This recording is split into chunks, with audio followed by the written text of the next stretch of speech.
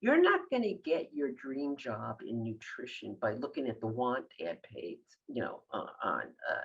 online. You're going to get it most likely through networking. Do you ever have so many questions and no one to ask, so they're just wasting away on Google searches you'll forget about in an hour or so? We had that same problem, and that's why we created the RD2B podcast, a resource for dietetic and nutrition students looking for answers that their peers don't have. We are students Macy and Emily and registered dietitian Carl Barnes. We engage in conversations and learn from RDs. Join us weekly as we gain insight into the unique journeys of registered dietitians all over the country. Welcome back to another week of the RD2B podcast. This is our weekly podcast where each week we sit down with a different registered dietitian to really highlight the diversity of opportunity in the profession. Right now, we're actually doing a couple of weeks where we're highlighting dietetic internship programs. So super excited to be sitting down with Dr. Salge Blake this week from Boston University. You have a lot of accomplishments, so I'm not even going to begin to hit on them. So thank you so much for being here. I'll let you take it away. Yeah, well, I'm 100 years old, so that's why I have so many accomplishments. You live this long, you can have the list grows, So. Awesome. Well, thank you so much for sitting down with us today. As always, I'm Emily, your RDBB from University of Maryland. So you're involved with so many things. You're involved in the academy, you're the director for the Boston program, you have your own podcast. How do you balance all of it? Right. I've always been good at multitasking and having a lot of balls in the air. I think that it keeps you young and it keeps you sharp. But really what I do really all links together. So I am the Dietetic Internship Director here at Boston University, and we have a master's combined with DI program. And I've written college textbooks, nutrition textbooks, and I teach an intro to nutrition course here at the university. And I, have a spot on podcast, and I write for the media and get interviewed for the media all the time. I've done over 2,000 media interviews, as well as I write myself. So it all works together because it's all about staying on top of the nutrition field. And let me tell you, that's a full-time job right there, which is good, which is really, really good, because when, now we know how important nutrition is in medicine and healthcare. And so now there's so much more research being done on this that you always have to stay on top of it. And it's very, very exciting. When you look at the top leading causes of death in the United States, heart disease, certain cancers, stroke, and diabetes, 4 of the 7 leading causes of death can be fought with a fork and a knife. And that's pretty exciting for all of us in the nutrition profession, and those are these to come on in. So what's beautiful about this is whether I'm teaching, I got to stay on top of what's going on. If I'm in social media, I got to stay what's going on. If I'm in the media, whether I'm writing or I'm being interviewed, I've got to stay what's going on. What's the latest study says? What are they saying? And the fun part about how I spot on got created, this is a funny story, but for years, I would always start my introduction to nutrition class here at Boston University, like 200 students. I always start with current events. All right, what are you hearing on the news? What celebrity is doing this crazy detox diet, blah, blah, blah, blah. And then, they raise the hand. I heard that blah, blah, blah is doing this and whatever. And then we would go through this and we would say, okay, let's critically think. What's wrong with that? Do you really need to have a detox diet? There is such a thing, and so on and so on. And after years of doing this, it's like I was in front of these 200 students and I had this like aha moment. And the aha moment was, this is a podcast. Like I update my textbook, every few years because you have to, because nutrition is evolving. But I can't updated with real time of what's going on in the media. So I said, well, why don't I start a podcast that can answer these questions in real time? So that's how Spot On, and it's a spot on with an explanation point at the end of it, got started. So it's very much a fun conversation. I bring in the best of the best researchers or people who've written books, scientists, who really just have a conversation of what is intermittent fasting? Really? What the heck is the microbiome? What are prebiotics versus postbiotics versus, biotics? I mean, what is going on here? And so what happens is it's all trending information.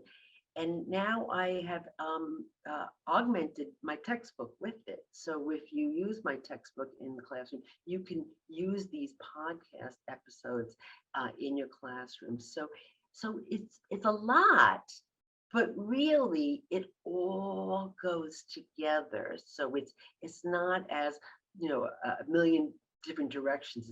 It's really more concise, just spread out over a lot of different avenues.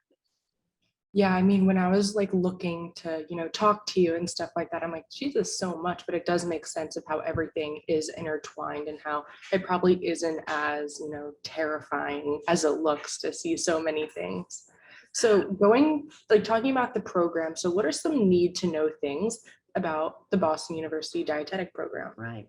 Well, we've been doing this since, 1989. We've been having a master's in DI program. So we were way ahead of the curve, as you all know now, 2024, what's coming, that you're going to have to have a master's degree, plus the clinical training and the dietetic internship before you can sit for the exam.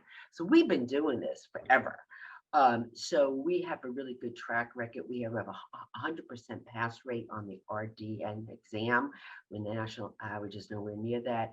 And what we have been doing for years is, in the master's comes first, so we really allow you to become clinically sharp and academically sharp. So when you go into that dietetic internship, you are ready to roll. And so you have already, your skill sets have been honed, they're sharpened. And so when you go in there, you're really at a higher level because you've had the masters behind you. And, we have top-notch faculty here, all diverse in what they want to specialize in. And so people have like their little niche. We have the students can come and join the faculty and work on their research projects. They can help me with my Spot On podcast. They can be TAs in my classes and the faculty's classes.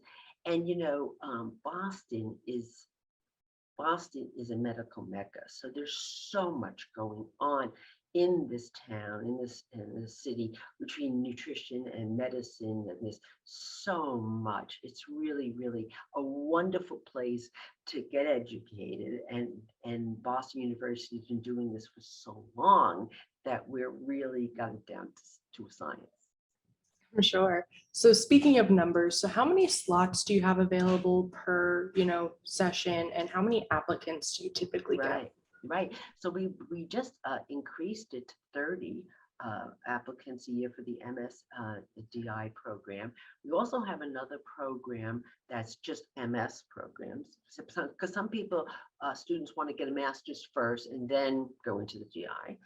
So they can either do our combined MSDI or only an MS. And then we have another program for people who have second careers, like maybe, if you would have gotten an undergraduate degree, say in fine arts, and you worked in fine arts for a few years and then you realize, painting is not for me.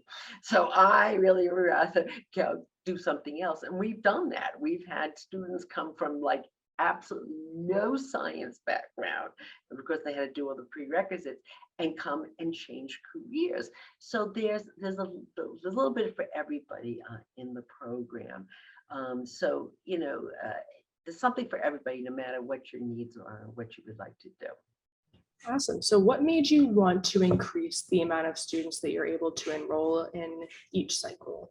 So what we wanted to do is we wanted to give this great opportunity with this wonderful solid program with this fabulous pass rate. And we have alumni all over the country, and great jobs and everything. We wanted, we've been doing it for so long. We wanted to have more students have the opportunity to go through our program and become one of our alumni and help other alumni get jobs and support one another. So it was really we've been doing it for so long that we were able to expand and grow. That's great to hear. So as a director, what is your favorite thing about Boston's program that you think sets you apart from other programs in the New England area and in the country? Sure. So what I love to do is I love to mentor the students. I like to mentor you during the masters, especially during the DI, of course, what kind of behavior is expected, how to get through it. I want 110% effort every day. I'm going to show you how to do that. I'm going to be with you all the time. You have access to me 24/7. So if you want to text me, we'll set up a phone call on Sunday. I could care less. Basically, I'm here to support you through it. I also have a wonderful assistant director, Mary Jane Staniak. Professor Staniak works with me and really is unbelievable working with the students. But that's what we want to do. We want to mentor you and help you launch your career. And we want to help you to understand that nutrition is a science and it's science-based. And there's a lot of quackery out there in social media and even in the regular media. And when I first was a dietetic internship director in 1994, I started when I was 12, but in 1994, when I was a director, I used to say to my students that we are in the business of prevention, excuse me, in the business of prevention. So what we're trying to do is prevent the heart attack, prevent the stroke, prevent the type 2 diabetes. About 10 years ago, I've changed that. And I say now, we are not only in the business of prevention, but we are in the business of prevention and protection. We have to protect the consumer from the cuckoo-ness that is out there.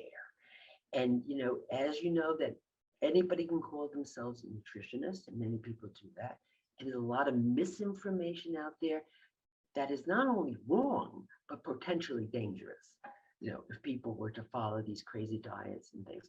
So you really, as a registered dietitian, you have an obligation to stay true to the science and to take your nutrition expertise and fit it into the lives of the public.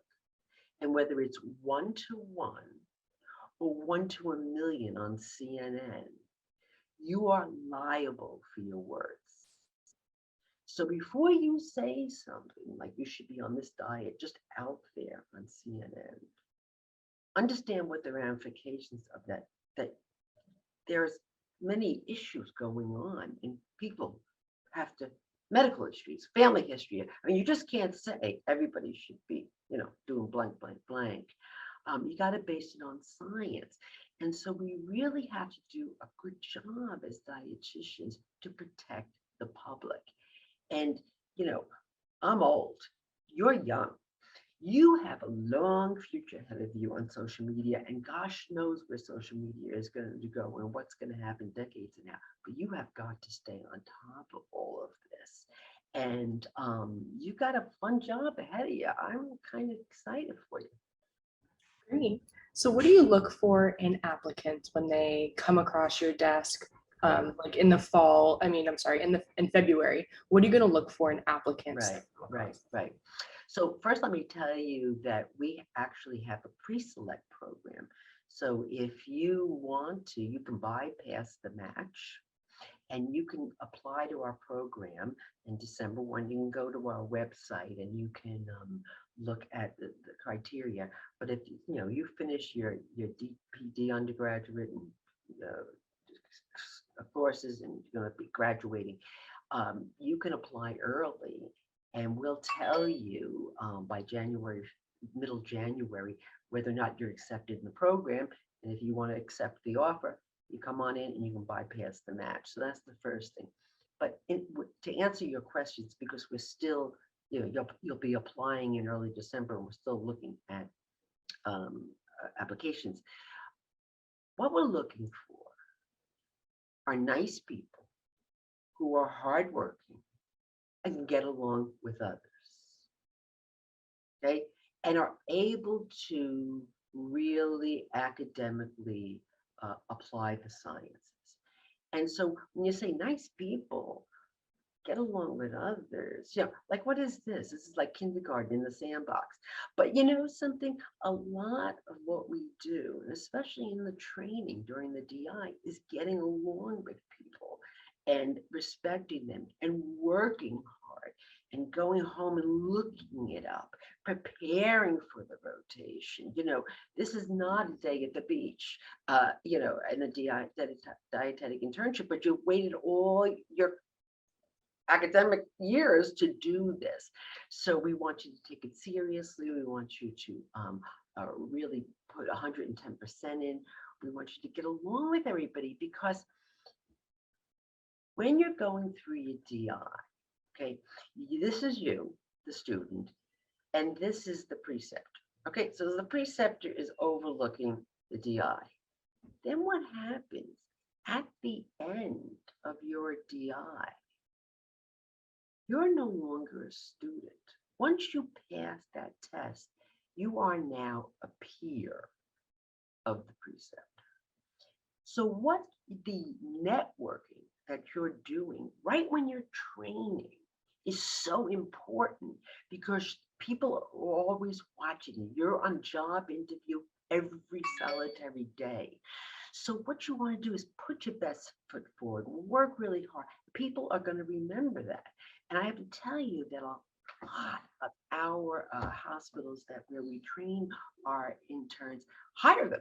I mean, why not? They train them already. They hire them. I can't even tell you how much BU alumni we have at these hospitals, because they hire them because they know how hardworking and they get along with others and blah, blah, blah.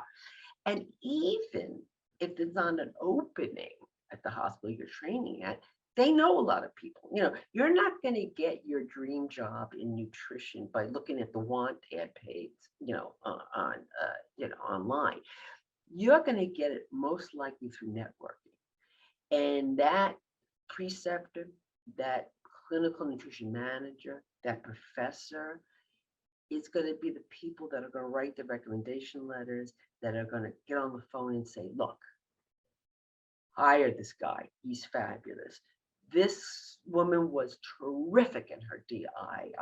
I'd hire her before somebody else gets her. That's what it is. And so projecting that throughout your DI is you're setting the stage for networking for the rest of your life. Great.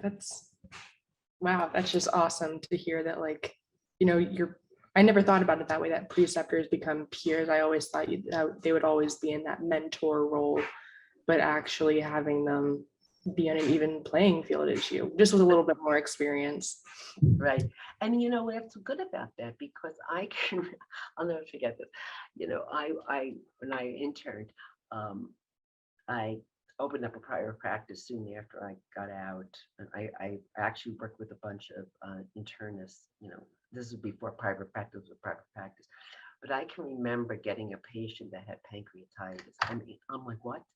Pancreatitis? Like I'm used to doing like weight loss and heart disease and everything, and pancreatitis. And I have to tell you, I went back to my DI notes and like, pancreatitis, when was the last time I saw pancreatitis? And to the point where I called up my preceptor and say, Susie Q, what's the latest on pancreatitis? I mean, I can't be on top of everything. My specialty was weight loss and heart disease, and I get pancreatitis. I'm like, so I'm calling her up and she's like, hi, Joan, how are you? And I'm like, well, me. So they're your peers. and they'll be your peers forever, and you're going to see them at annual meetings, and it's really wonderful. It really is.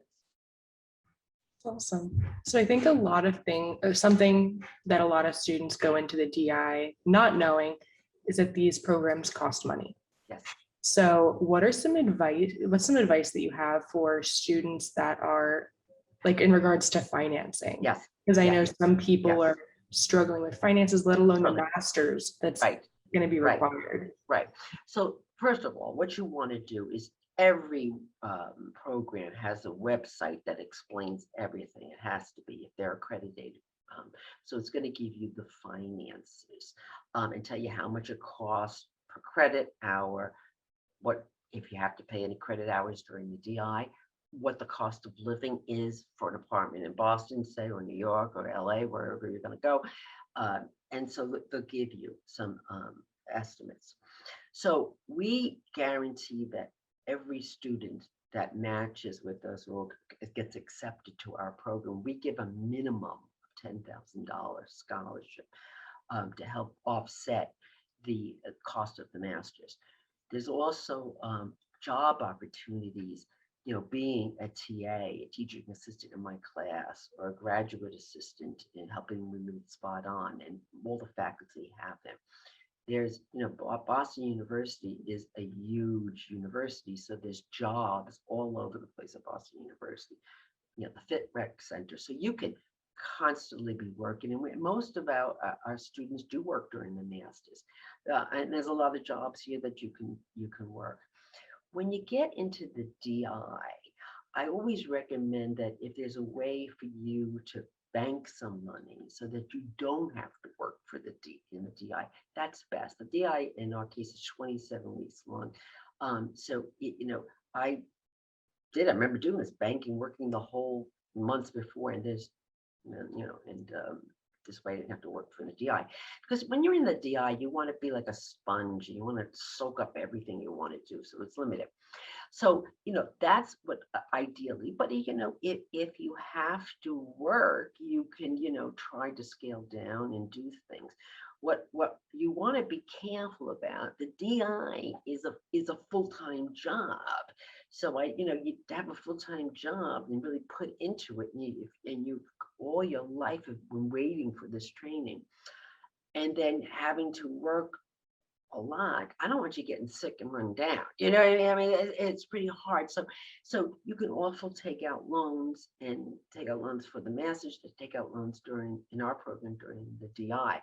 I did it 100 years ago and just paid them off and everything, and it worked out just famously for me.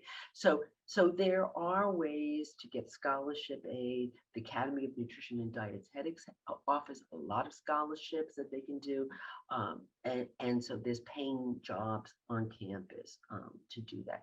It's costly. It is costly. And we will have to do it, and there are ways to get some support.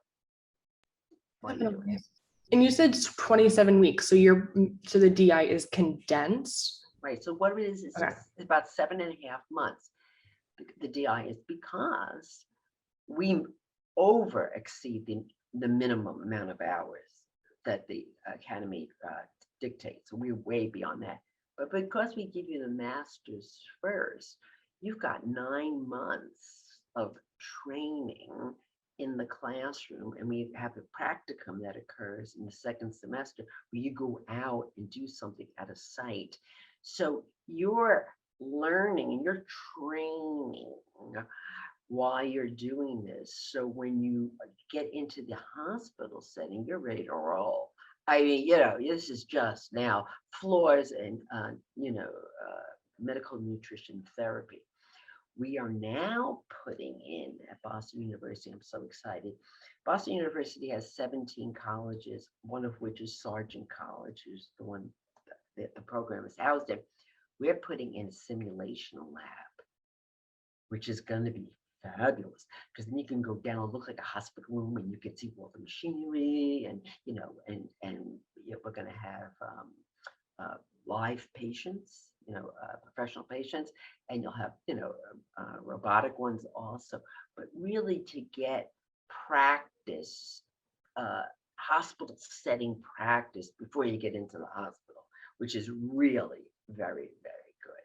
So again, what's happening during the masters is preparing you to get into that DI and really do a bang up job. Great. And then to be cautious of time, I have one more final question. Sure. What advice do you have for students in general, regardless of what point they're in their undergraduate career, about internships? Yeah, do your homework. Now and let's not waste a good pandemic. Okay, all right. The pandemic was horrific, but let's not waste a good pandemic. Everything went online. And so all these virtual open houses went online, and it's fabulous because otherwise you had to visit the campus. And for some people who are maybe far away and they didn't able to do that. So what I say is attend all the open houses. Come up with a short list of where your career goals are, where you want to live for your training, and then match up the DI sites. And you can go on the Academy of Nutrition and Dietetics and see all the wonderful places where you can be trained in all the programs. Narrow it down and attend the open houses so you get a total overview of the program. You know exactly what you're getting into. Do you want to be in an urban setting, a suburban setting, where a rural setting? Where do you want to be trained and everything? And so once you kind of get that all narrowed down, visit all of the open houses. And you can start this in your junior year or even the end of your sophomore year. You don't have to do this all in fact, the earlier you do it, the better. And when we are going to Fancy virtually this year, we will be having an open house virtually at Fancy, as so will all many programs. So visit them. It's very, very important to go there, come with questions. And when you're there, look interested, look professional. Don't come in, looking like, you just got out of the shower. I mean, come in looking professional because they'll remember you.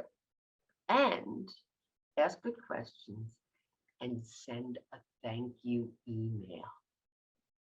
Okay? Most definitely.